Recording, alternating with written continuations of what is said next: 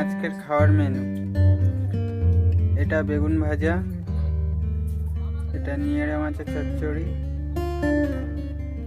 এটা আমার চ্যানেলে সবাইকে স্বাগত।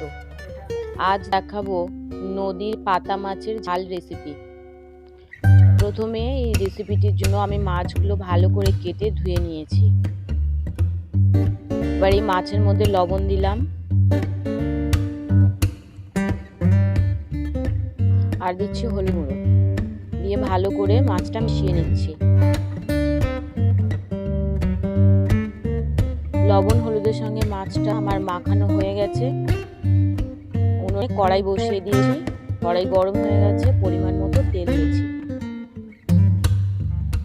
তেল গরম হয়ে গেছে, একে একে মাছগুলো আমি দিয়ে দিচ্ছি।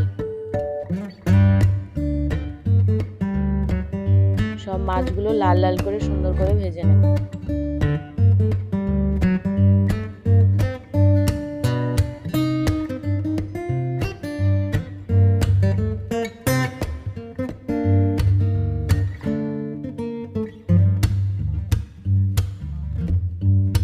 আঁচটা কম রেখে মাছগুলো ভাজছি, না হলে মাছ পুড়ে যাবে, ভাজা হয়ে যাবে, খেতে ভালো লাগবে না। আঁচ কম রেখে সবসময় মাছ ভাজতে হয়। মাছগুলো আমার একটা পিঠ লাল লাল করে ভাজা হয়ে গেছে, মাছগুলো উল্টে দিয়েছি।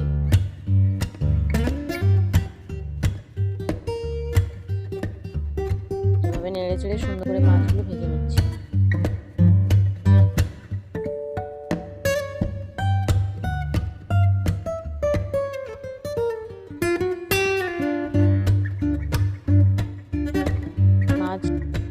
এদিক ওদিক করে ভালো ভেজে নিচ্ছি। এগুলো নদীর মাছ, একদম পাতলা মাছ, পাতার মতো দেখে, তাই এর নাম পাতা মাছ। অন্য নাম থাকতে পারে, আমার জানা নেই। মাছ ভাজা হয়ে গেছে, মাছগুলো তুলে নিয়েছি একটা পাত্রের মধ্যে। কড়াই যে তেল আছে মাছ ভাজা, তার মধ্যে আর একটু তেল দিয়ে দিলাম।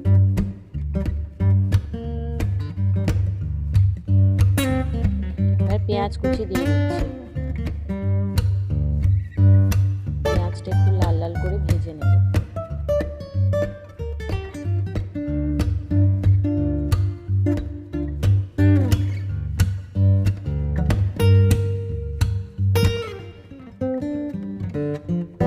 পেঁয়াজটা নরম হয়ে এসছে, লালচে রং এসছে।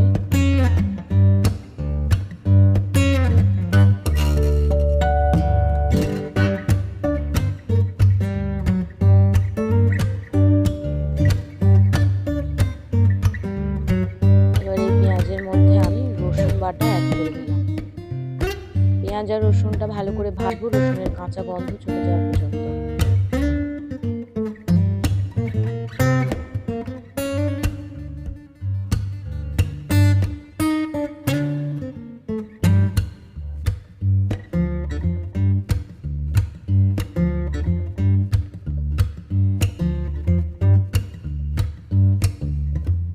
এর মধ্যে আমি একে একে বাকি মশলাগুলো অ্যাড করতে থাকবো। প্রথমে হলুদ গুঁড়ো দিচ্ছি, তারপর স্বাদ মতো লবণ দিলাম,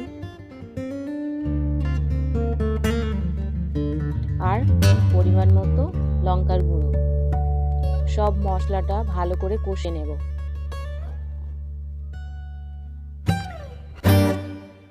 মশলা থেকে তেল ছাড়তে শুরু করলে আমি বাটা মশলা দেব।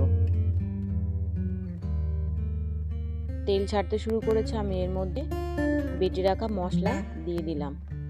এই মশলার মধ্যে আছে একটু বেশি পরিমাণে সর্ষে, জিরে, ধনিয়া।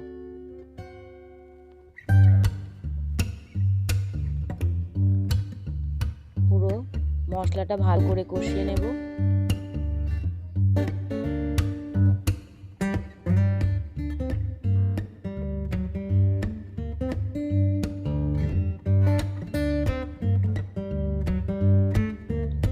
মশলাটা প্রায় ভাজা হয়ে গেছে, আমি এর মধ্যে একটু ধনেপাতা কোচানো অ্যাড করে দিলাম। আরও কিছুটা ইউজ করব একদম তরকারির শেষে, নামানোর আগে। কষানোর সময় যখন ধনেপাতা দিলে এই ফ্লেভারটা একটু এর মধ্যে ছড়িয়ে যায়। এবার কষানো হচ্ছে, পরিমাণ মতো জল দিয়ে দিলাম। ভালো করে ফুটিয়ে নেব। তরকারিটা আমার ফুটতে শুরু করেছে।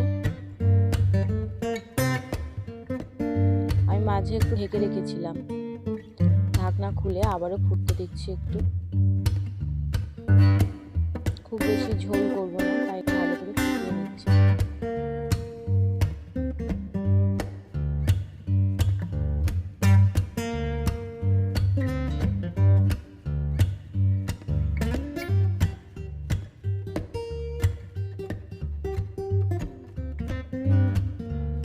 ঝোলটা কমে এসেছে, এবার আমি এর মধ্যে আমার ভেজে রাখা মাছগুলো একে একে দিয়ে দিচ্ছি।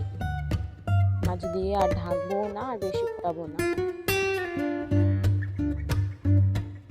হাফ থেকে 1 মিনিট পরেই নামিয়ে নেব। মাছ দেয়া হয়ে গেছে, এর উপর থেকে আমি ধনেপাতা কুচি আর একটু বাড়িতে তৈরি গুঁড়ো মশলা দিয়ে দেব। দিলে আমার রেসিপিটা রেডি হয়ে যাবে গরম ভাতের সঙ্গে পরিবেশন করার জন্য। আমার চ্যানেলটি যারা সাবস্ক্রাইব করেছেন তাদেরকে অসংখ্য ধন্যবাদ। আর যারা এখনও সাবস্ক্রাইব করেননি তারা প্লিজ চ্যানেলটি সাবস্ক্রাইব করবেন, লাইক করবেন এবং শেয়ার করবেন।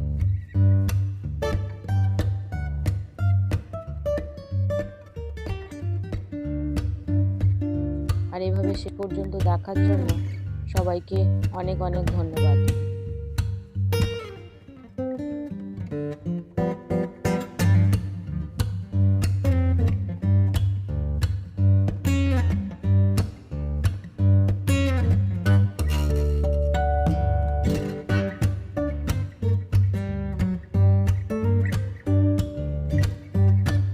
রেসিপিটি রেডি হয়ে গেছে, নামিয়ে নিয়েছি।